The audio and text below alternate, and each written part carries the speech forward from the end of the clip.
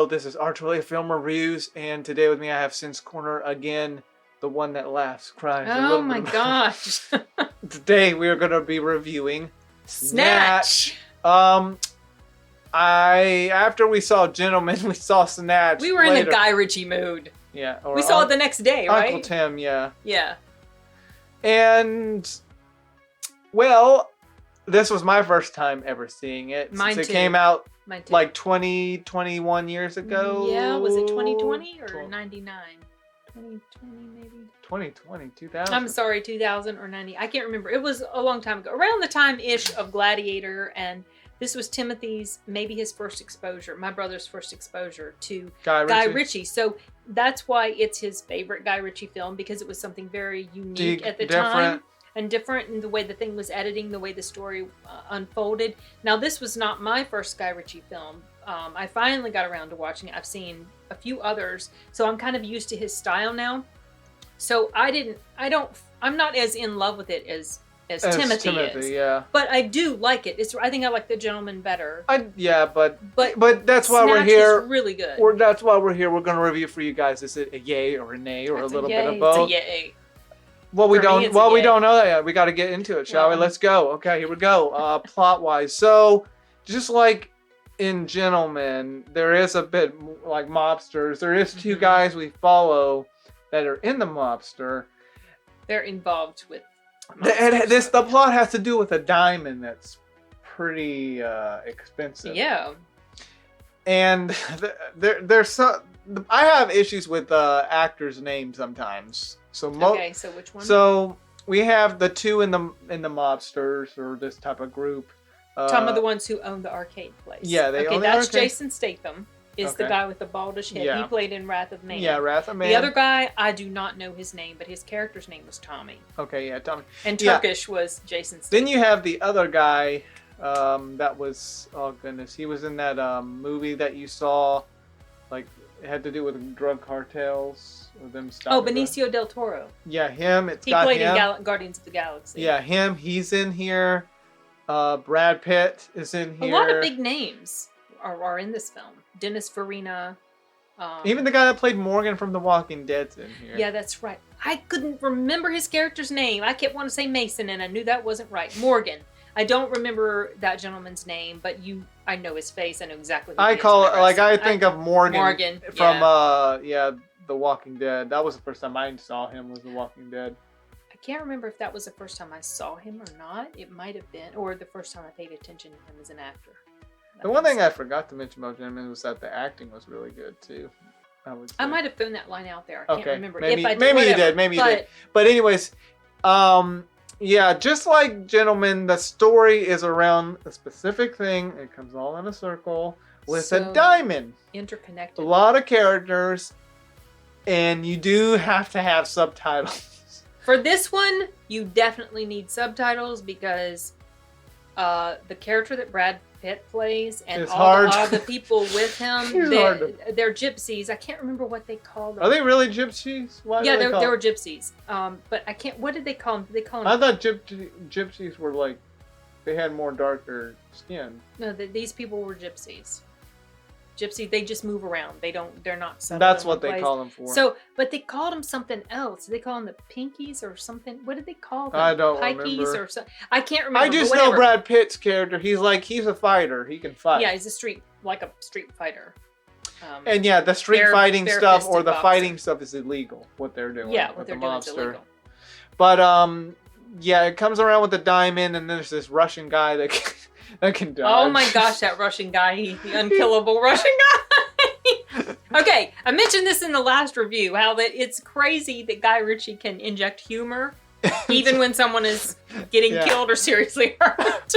Oh my god. Yeah, it happens in this film a lot. And his films are kind of like Game of Thrones types films. No one's Game safe. of Thrones type of films because no one is necessarily safe. No one is. So take it with a grain of salt.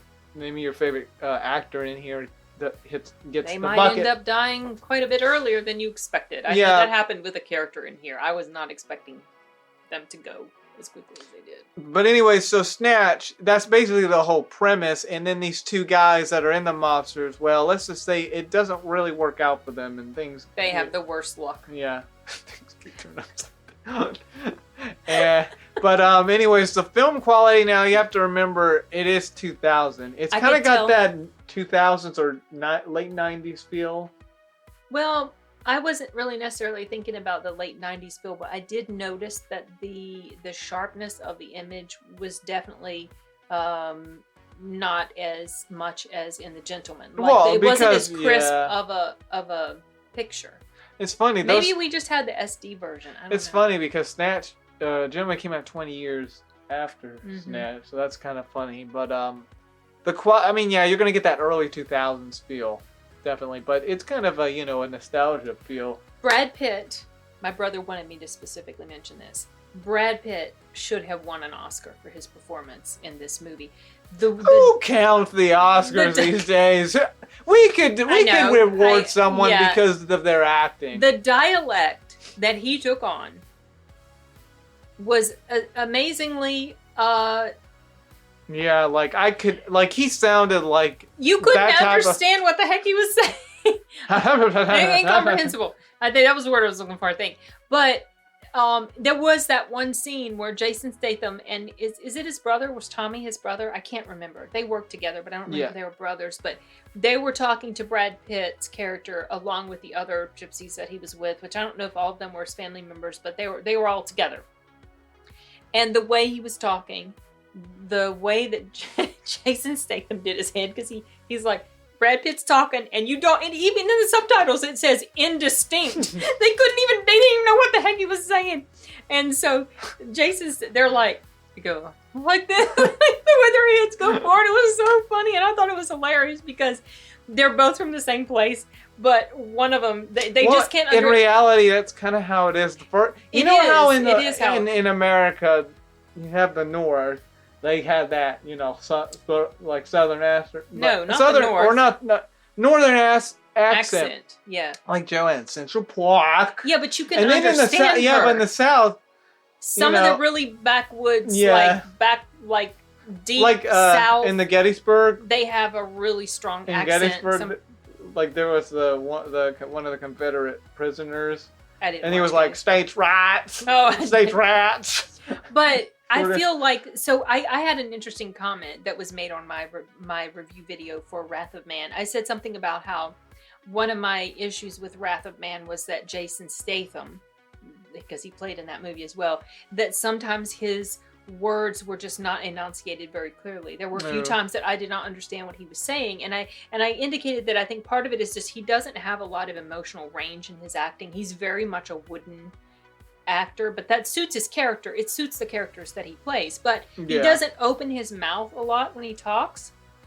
Like, he doesn't give his tongue room, and so when he's talking, it's kind of like a little slurred together. And someone said to me that I'm actually not the only one that's had issues understanding him, and the guy said, I'm from the UK and sometimes we don't even understand what he's saying.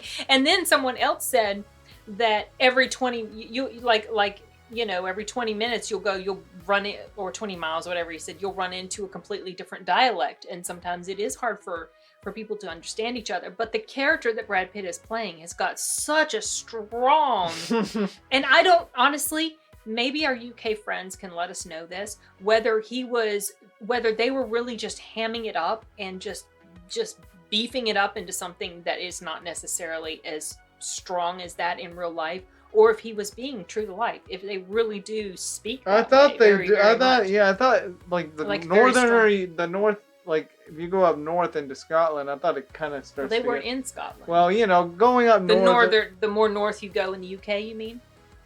To be honest, though, I will say Britain does look pretty cozy in some areas. Wouldn't you say? If it wasn't so cloudy and gray. Yeah, but but you have to admit there's some nice cozy feel about it.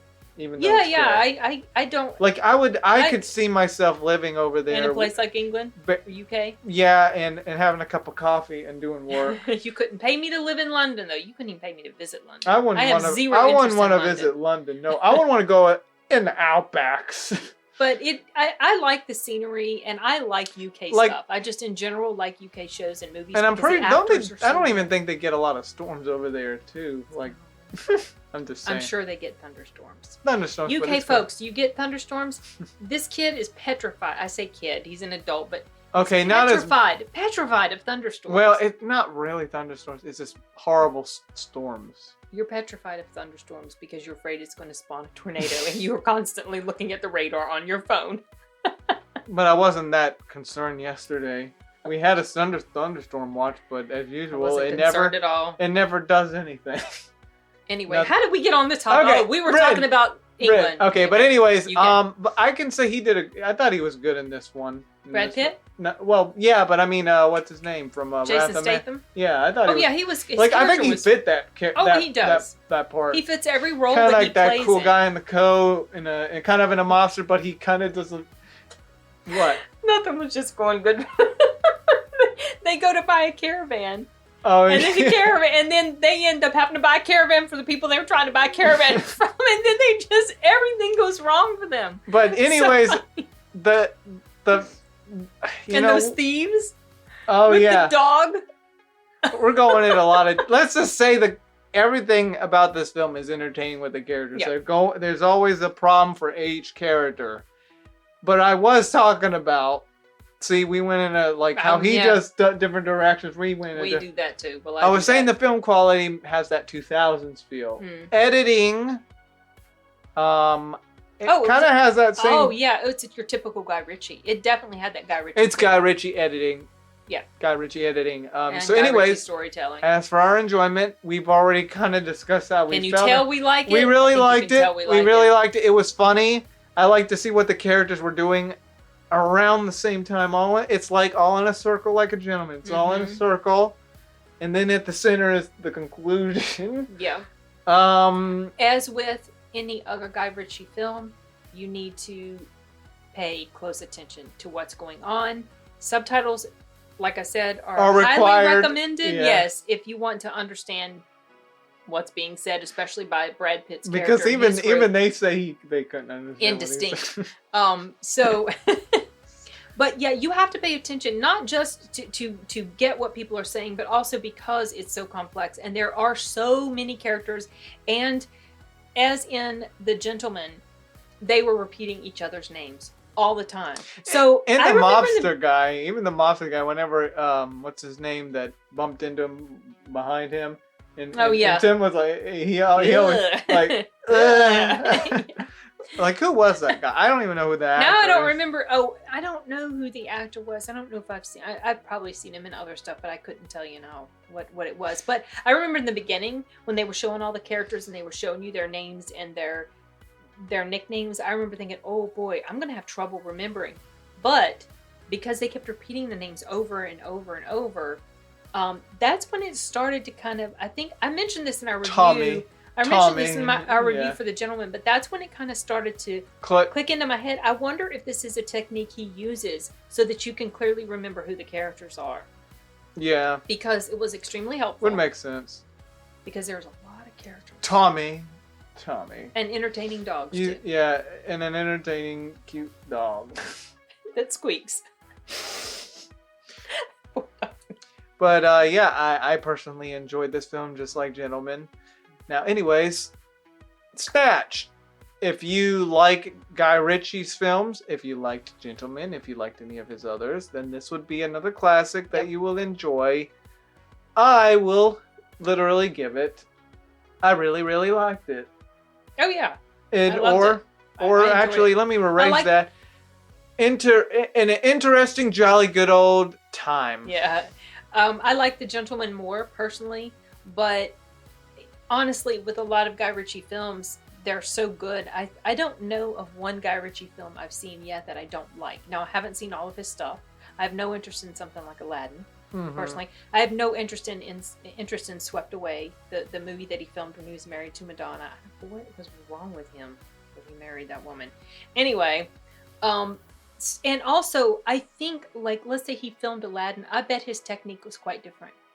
Because he didn't write that story, and he was directing it for Disney. What do you want to bet if you watched it, it wouldn't feel like a Guy Ritchie film? I just have a To feeling. me, it didn't look like it. Yeah, I never knew it was him directing it. I actually didn't know it was him directing King Arthur either, but I never watched it. Well, I'd forgotten it was him. I think Charlie Hunnam mentioned that on Toonami, or when he was talking about King Arthur. Yeah, I mean, I remember when that film, or when they were promoting it on. Now I'm interested to watch it because it's a Guy Ritchie movie. And I really like his filming. I mean, to me, he is on up there. I mentioned this along with Quentin Tarantino. Yeah, he's on up there with. I think I said this in my review for Wrath of Man. He's up there with Quentin Tarantino because his storytelling is so unique, and it's so strong, and the characters are so interconnected, and the way the story just kind of fits all together like this perfect jigsaw puzzle. I mean, it's just so well done. Mm-hmm. I really like his work. Yeah. Along with Quentin Tarantino. Yeah, I like Tarantino's work too, but they're more creative. Like Hollywood doesn't seem to understand and original, what makes original, and not cliche, and not too politically correct. There was none of that nonsense in any of the movies that we watched recently. Like that's the thing that's kind of making me get a little bit tired of Hollywood. It's just like there's too much political stuff being shoehorned into stories a lot of times, and it's really taking away from the quality of the films. Don't do that. Just tell a story. That's what we're here for. I know what I was going to say. I was going to say, when you watch a Guy Ritchie movie, it takes a lot of mental energy. Yeah, that happened. Yeah, because you have to be on top of the plot and what's happening. So that's why last night when we were done with Snatch, and you didn't want to do it. I was like, I don't want to do another Guy Ritchie film. I love his movies, but I have to really be plugged in, like super into. And even Snatch was a little confusing for me at points. Really? At first, until down the line. Then it started. Clicking. Now, but if you rewatched it now, you wouldn't have any trouble at all. Let's just say, I think Guy Ritchie should have directed Dunkirk. I like Christopher Nolan. But his I'm still mad about that. Why are we talking about Dunkirk again in this review? We did that in the other review. It's a trend. But yeah, I thought the acting was really well done. All of them did a good job. Well, I like also that Guy Ritchie doesn't necessarily stick to linear storylines. Linear means you just start at the beginning and go to the end. He goes all over the place. He's like here and then there and here and there and here and there. And yet he's able to do it in such a way that if you are on your toes, if you are paying attention, you will be able to follow it. But it's a lot of mental gear shifting that you have to do when you're watching his films. Anyways, well, that wraps it up for this review. You could follow my mom at Cyns Corner. She did review for Wrath of Man. Oh, I thought you were going to say. But yeah, she also she cries. Go see Wrath of Man. She laughs. Okay. She does a little bit of both. Go see Wrath of Man on the big screen if you can. She talks about Terminator. Support your theaters. Yeah. Go support it. Yeah, I want to watch it, but we can go see it when I get back. She also talks about Terminator 100% of the time. No, not 100% of the time. I think it's 100% of the time. Or then again, Justice League beat it. No, Justice League didn't beat it. Oh, speaking of Justice League and Zack Snyder, Army of the Dead is coming to the big screen a week before it hits Netflix. Were you interested in that as well? Oh yeah, we could see it. I hope it's good. I know I haven't seen reviews for it, but.